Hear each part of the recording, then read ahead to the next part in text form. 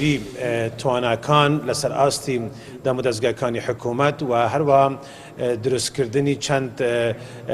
سنتەرێکیان کۆل هەمووان گرنگتر سنتەری ئەرشیف ئەویش کۆکردنەوەی هەموو ئەو زانیاریانە و دۆکیومنتانە کە لە شەڕی داعشدا پێشمەرگە بەدەستی کەوتووە هێزەکانی ئەمنی بەدەستی کەوتووە بە پێ ئستانداردێکی نێودەوڵەتی ئەم دۆکیومنتانە و ئەم ڤیدیۆانە و تا دوایین زانیاری هەمووان لە شوێنێک بە سێوایکی سنتەری مەرکەزی ئەرشیف بکرێت و کۆمەڵگای نێودەوڵەتی دان و پاڵپشتی ئەم جۆرە زانیاریانە بکات. دیارە مەبەستی سەرەکی تیمی نێودەوڵەتی یونیتات کە دروست بووە لە ساڵی 2017 لەسەر داواکاری وڵاتی عێراق بۆ ئەوەی کە هاوکاری عێراق بکرێت و لێرەدا هەرێم بە ئەوەی بتوانین تاوانبارانی داعش ئەم جارە بە هەوڵی نێودەوڵەتی لەسەر سێ تاوانی سەرەکی کە هەن تاوانی جەنگ، تاوانی دژی مرۆڤایەتی، کۆمەڵکوژی کە جنسایدا ئەوانە دووبارە نەک دووبارە بەڵکو بوجاری یەکەم لەسەر ئاستی نێودەوڵەتی ئەم تاوانبارانە دادگایی بکرێن لە هەرێمی کوردستان. ئەمە دەستکەوتێکی باشە لە ڕووی یاسایی، لە ڕووی سیاسی، لە ڕووی پاڵپشتی نێودەوڵەتی و دیارە هەرێمی کوردستان و حکوومەتی هەرێم ئەو پێگەی هەیە لەسەر ئاستی نێودەوڵەتی کە ئەم متمانە نێودەوڵەتیە پێی هەبێت کە ئینشەڵا لە داهاتوودا دادگایەکی سەربەخۆ یانە و دادگایەک بە پێی پرەنسیبی نێودەوڵەتی و هەروەها یاساناسانەکانی هەرێمی کوردستان ئەو دان پێدانی نێودەوڵەتیان هەیە، پاڵپشتی نێودەوڵەتیان هەیە کە محاکماتیان و جووری کۆکردنەوەی لێکۆڵینەوەکان هەرێمی کوردستان متمانەیەکی باشی نێودەوڵەتی هەیە لە ڕووی یاساییەوە. بەنسبەت هەوڵەکانی تری حکوومەتی هەرێم کۆبوونەوەی ئەمڕۆ جەخلەوەی کردەوە کە بەردەوام بین لە ئەو ئاڵۆگوریە لەگەل یونیتات و هەروەها بەردەوامیش بین لەسەر ئەوەی کە تواناکانی دامودەستگاکانی حکوومەتی هەرێم لە ڕووی تیمەکانی یونیتات بەهێزتر بکرێت و لە ڕووی ئەوەی کە ئێمە پرۆژەی هەرێمی کوردستانمان هەیە بۆ تەعامل لەگەڵ مەلەفی داعش لە ڕووی یاسایی بێت، لە ڕووی پاڵپشتی سیاسی بێت، لە ڕووی پێدانی زانیاری ئەمنی بێت، هەرێمی کوردستان بەردەوامی تێدا هەبێت. دیارە لە دەهی پێنج کە راپۆرتی شەشەم سکرتێری گشتی یان کۆڕاوێژکاری تایبەتی سکرتێری گشتی نەتەوەی گرتوەکان کەریمخان پێشکەش دەکرێت لە نیویۆرک ئێمە پێشبینی ئەوە دەکەین کە پاڵپشتێکی باش بۆ هەرێمی کوردستان لەو راپۆرتەدا هەبێت و لەم راپۆرتە بە تێر و تەسەل باس لە هەمانگی هەرێمی کوردستان دەکات لەگەڵ لایەنی نێودەوڵەتی لەسەر ئەم بابەتە. دیارە وڵاتانی زلهێز پاڵپشتێکی تەواویان هەیە باو هەوڵە هاو بەشێکی هەیە لە ڕێگای یونیتادەوە و هەر پێش دوو ڕۆژیش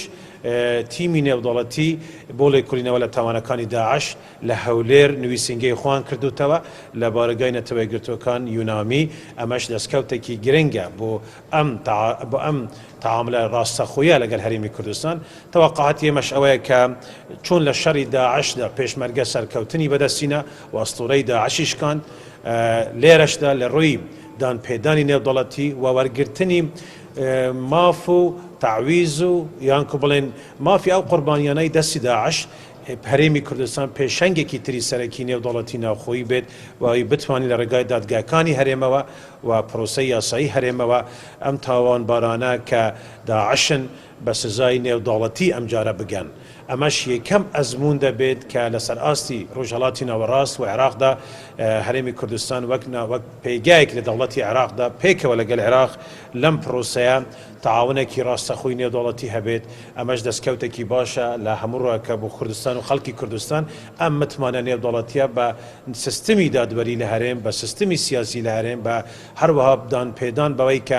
متمانەیەکی نێودەوڵەتی گرنگە بە ئاڵۆگوری زانیاری ئەمنی و دامودەستگاکانی ئەمنی لە هەرێمدا کە پرەنسیبێکی باشی نێودەوڵەتیان بەرچاو گیرەوە و ئەتوانن لەسەر زەوی ئەم هاوکاریە کە دەیان بێت لە داهاتوودا پشت ببەستن بە ئەم پێگایە کە هەرێمە و ئەم پێگایە کە حکوومەتی هەرێمە. جەنابی سەرۆکی حکوومەت لە دوایین کۆبوونەوەی خۆشدا لەگەڵ تیمی لێکۆڵینەوە لە تاوانەکانی داعش کە کەریمخان بوو پێش سێ ڕۆژ کە لە هەرێمدا بوونە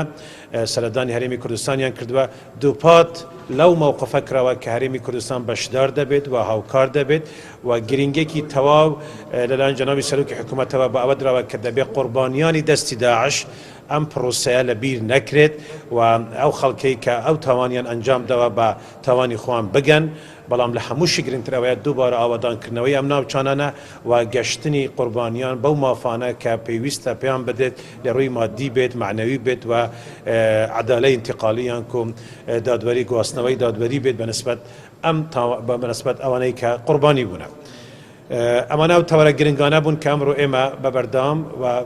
لە داهاتووشدا لەسەر ئەم تەوەرانە بەردەوام دەبین لە ڕووی پاڵپشتی و هەمانگی لە بینی ئێمە و تیمەکانی یونیتات. زۆر سپاس سپاس.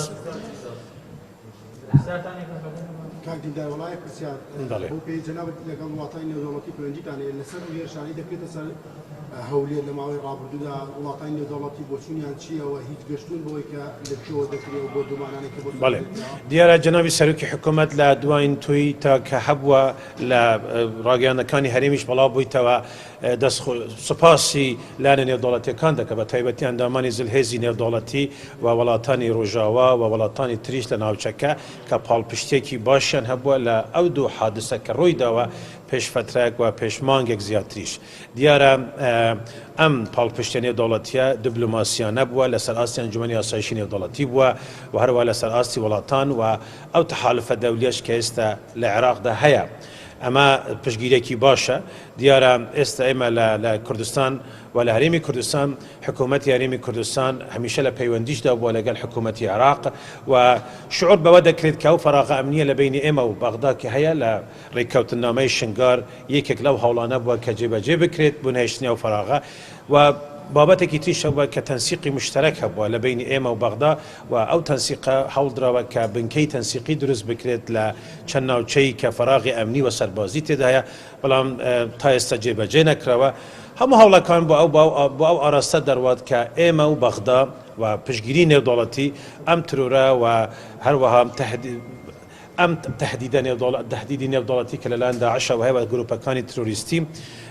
ئەمە هەر بەردەوام دەبێت نەک ئێستا لە داهاتوودا بەڵام بەو حەجمە نییە بەو مەترسیە نییە و هەرێمی کوردستان لە ڕووی سیاسی ئەمنی و هەروە لە ڕووی تەحالفاتی دەولی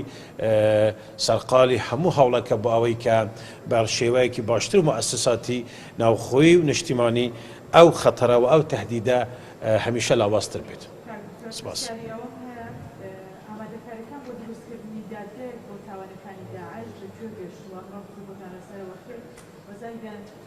دروستکردنی سنتەرێک بۆشیانەوەی ئەو کەسانەی ڕۆژی تووتیژی بوونەتەوە لە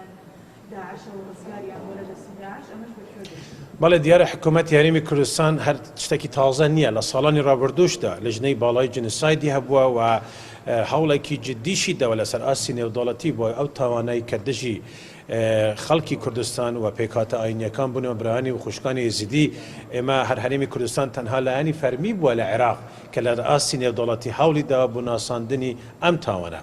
بەڵام ئەم جارە جیاوازە ئەوەیە کە لە تەوێگرتوەکان بۆ یەکەم جار لە مێژووی خۆیدا لە ساڵی 2017 بریاری 23/79 کە دەرکرد یەکەم جارە لەسەر ئاستی عێراقیش کە هەوڵێکی نێودەوڵەتی نێوخۆی پێکەوە هاوبەش بێت بۆ دادگاییکردنی تاوانبەرانی داعش وەکو تاوانی نێودەوڵەتی ئەمە لەوەدا گرنگە. بەڵام حکوومەتی هەرێم بە هەزاران دکیومنتی دابش ڕادەستی تیمی یونیتادی کردووە کە تیمێکی باوەڕپێکراوی نێودەوڵەتیە سەر بە هیچ وڵاتێک نییە بەڵکو سەر بە نەتەوەی گرتوەکانە. ئەوی تر کە جیاوازە ئەوەیە کە ئێستا حکوومەتی هەرێمی کوردستان لەگەڵ یونیتا لەسەر ئەرزی واقع ئێمە کەوتوینە بواری جێبەجێکردنی ئەم پرۆسەیە کە ناساندنی ئەو تاوانانە وەکو جنساید بۆ نمونە و پرۆژەی هەرێمی کوردستانیش وازەحە ئێمە بە پێی دەستوری عێراق مافی یاسایی خۆمان هەیە و ئەم مافە یاساییە حکوومەتی هەرێمی کوردستان بە دڵنیاییەوە جێبەجێ دەکات هەروەک چۆن لە یاسای بەرەنگاربوونەوەی دژە ترۆر هەرێمی کوردستان یاسایەکی پێشکەوتوو هەبووە هەوڵەکان بەردەوام دەبن بۆ ئەوەی ئێمە لە چارچێوەی عێراقدا و لە چارچێوەی پرەنسیبی نێودەوڵەتی هەوڵی تری یاساییشمان بۆ هەیە و ئینشەڵڵا ئەم هەوڵە بۆ دروستکردنی ئەم جورە دادگانە ئەمە مەبەستێکی سەرەکی ئێمەیە. کۆبوونەوەی یەکەم و کۆبوونەوەی دووەم ماوەیەکی زۆری لە نێوان بوو. کۆبوونەوەی دووەمیش هاوکاتە لەگەڵەوەی کە چەند زیموزۆڵێکی چەند زیموزۆڵێک هەیە لەوەی کە